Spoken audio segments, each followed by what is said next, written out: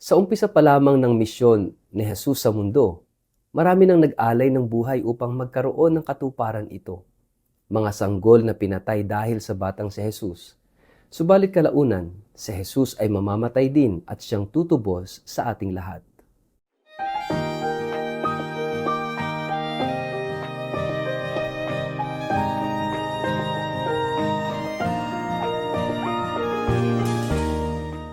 Ang mabuting balita ng Panginoon ayon kay San Mateo. Pagkaalis ng mga pantas, nagpakita kay Jose sa panaginip ang isang anghel ng Panginoon. Sinabi nito sa kanya, "Bumangon ka at dalhin mo agad sa Ehipto ang iyong mag-ina, at huwag kayong aalis doon hanggat hindi ko sinasabi, sapagkat hahanapin ni Herodes ang bata upang patayin." Bumangon nga si Jose at nang gabi ring iyon, dinala niya sa Ehipto ang kanyang mag-ina. Doon sila nanirahan hanggang sa mamatay si Herodes. Sa gayon, natupad ang sinabi ng Panginoon sa pamamagitan ng propeta, "Tinawag ko ang aking anak mula sa Ehipto." Galit na galit si Herodes nang malaman niyang nilinlang siya ng mga pantas. Kaya't ipinapatay niya ang lahat ng batang lalaki sa Bethlehem at sa palibot nito mula sa gulang na 2 taon pababa, batay sa panahong sinabi sa kanya ng mga pantas. Sa gayon natupad ang sinabi ni Propeta Jeremias, "Narinig sa Rama ang isang tinig, tinig ng pananangis at ng malakas na panaghoy.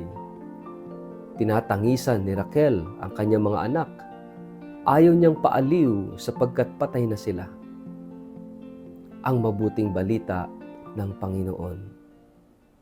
Word of the day, hear what God has to say.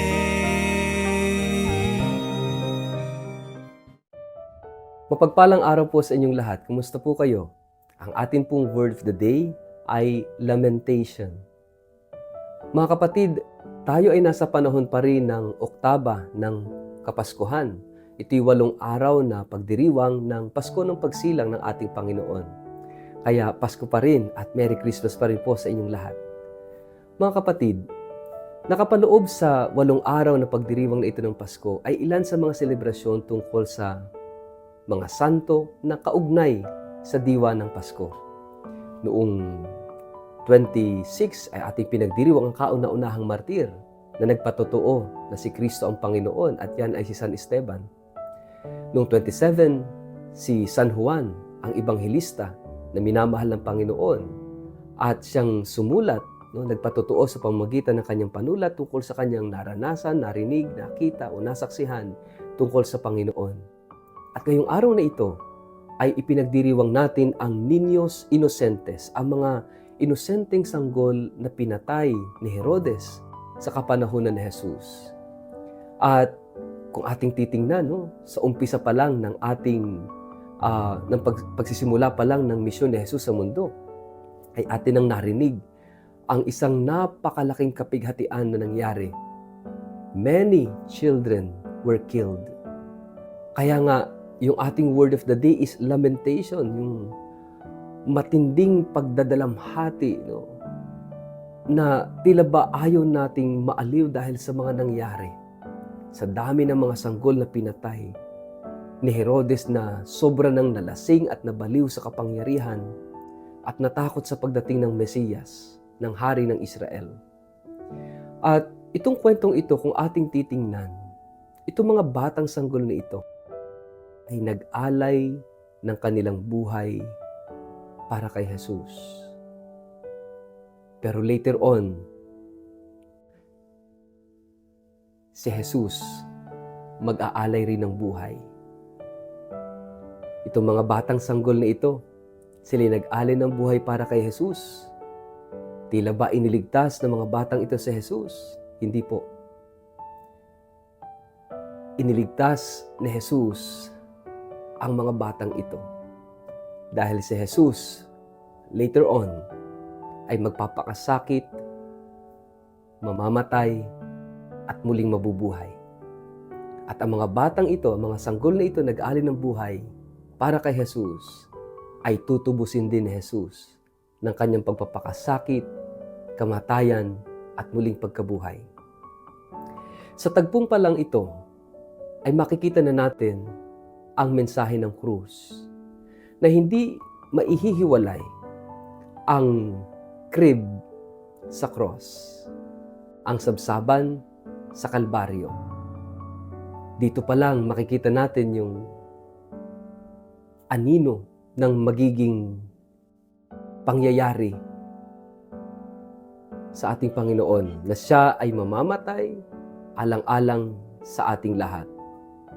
Kaya nga mga kapatid, unti-unti nating nauunawaan at ipinapaunawa sa atin ang ating pagdiriwang na ang Pasko ay magkakaroon ng ganap na kahulugan sa pagpapakasakit, kamatayan at muling pagkabuhay ng Panginoon. Ibig sabihin, tayong mga Kristiyano, hindi dapat tayo natatapos sa Pasko. Maraming mga Katoliko, pagkatapos ng Pasko, hindi mo na makita magsimba. Pagkatapos ng Pasko, parang hindi na ulit Katoliko. Hindi na nagsisimba, hindi na nagdarasal. Parang seasonal lang yung pagiging Katolikong Kristiyano. Ang tunay na Kristiyano, ang tunay na Katoliko, hindi nananatili sa Pasko. Kundi tulad ng mga santo ipinagdiwang natin at ipinagdiriwang ngayon, tayo ay inaanyayang sumunod kay Jesus sa kabila ng pag-uusig, sa kabila ng kahirapan, sa kabila ng kawalan, sa kabila ng mga pagsubok sa buhay, sa kabila ng banta ng kamatayan. Tayo ay sumusunod kay Kristo. Ito yung buhay natin bilang Kristiyano. Mga kapatid, bagamat tayo nagsasaya sa panahon ng Kapaskuhan, huwag sana nating makakalimutan na ang tunay na diwa ng Pasko ay magkakaroon ng kaganapan sa kamatayan ni Jesus. Sapagkat ang Pasko ay tungkol sa pagbibigay. At ang pagbibigay na ito ay hindi lamang ng regalo, hindi lamang ng mga cards, hindi lamang ng mga presentations, hindi lamang ng mga pagbati.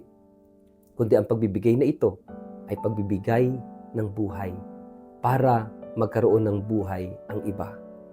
Yan ang ginawa ni Jesus sa atin. Yan ang ginawa ng mga batang sanggol, and later on, ginawa ni Jesus para sa ating lahat upang tubusin tayo sa ating mga kasalanan, upang punuin ang ating mga puso ng kanyang pagmamahal. Mga kapatid, huwag nating kakalimutan ang tunay na diwa ng Pasko. Bagamat may kalungkutan, bagamat may kapighatian, alam natin, hindi tayo pababayaan ng Diyos. Kasama natin si Jesus, mahal na tayong lahat.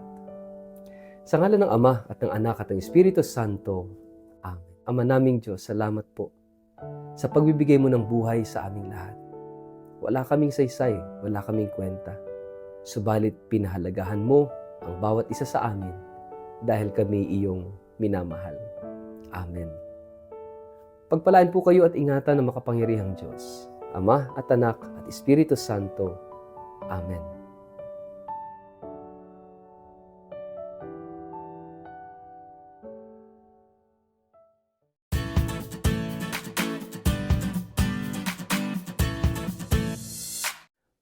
Mag-like, follow at subscribe sa Word of the Day para sa inyong pang-araw-araw na inspirasyon.